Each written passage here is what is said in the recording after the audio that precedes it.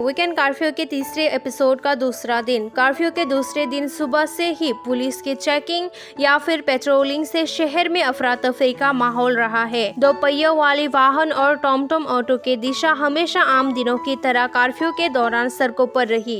Police ने कई जगहों पर चेकिंग और पेट्रोलिंग की, लेकिन छोटे वाहन पुलिस के आंखों में धूल झोंक कर बिना चेकिंग से गुजरते थे। शहर की गलियों के बाजारों में भीड़ उमड़ पड़ी। लोग बिना सामाजिक दूरी के चलते और कोरोना मास्क न पहने नजर आ रहे हैं।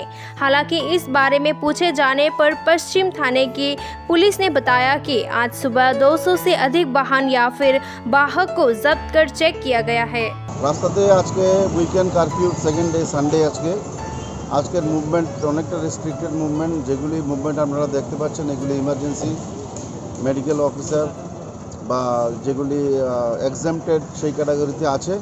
বাকিও কিছু মুভমেন্ট আছে এখন আপনারা দেখতে পাচ্ছেন, সেগুলির বিরুদ্ধে আমরা আইনত ব্যবস্থা নিচ্ছি। এখন পর্যন্ত প্রায় 7-8 জন লোককে অ্যারেস্ট করা হয়েছে এবং বাকি মোটর ভেহিকেলের যারা ডিফল্টার আছে ভায়োলেটার আছে তাদের বিরুদ্ধে আমরা অ্যাকশন নিচ্ছি।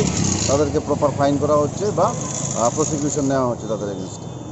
এখন অবধি কতজন অ্যারেস্ট হয়েছে? এখন পর্যন্ত 7-8 জনের মতো হয়ে গেছে অ্যারেস্ট।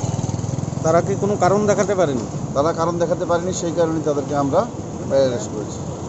বাকি যা আছে সব কি মানে আইন অনুযায়ী মানে যারা বেরোচ্ছে তাদের কি প্রপার ডকুমেন্টস তাদের ডকুমেন্টেশন চেক করা হচ্ছে। দেখুন আমরা দেখতে পাচ্ছেন এএমসির গাড়ি আসছে, ডক্টররা বা হসপিটালের গাড়ি বা বিএসএনএলের গাড়ি এগুলি চলছে, সেগুলিতে এক্সেপ্টেড, সেই কারণে তাদেরকে নর্মালভাবে চেক করে তাদেরকে ছেড়ে দেওয়া হচ্ছে।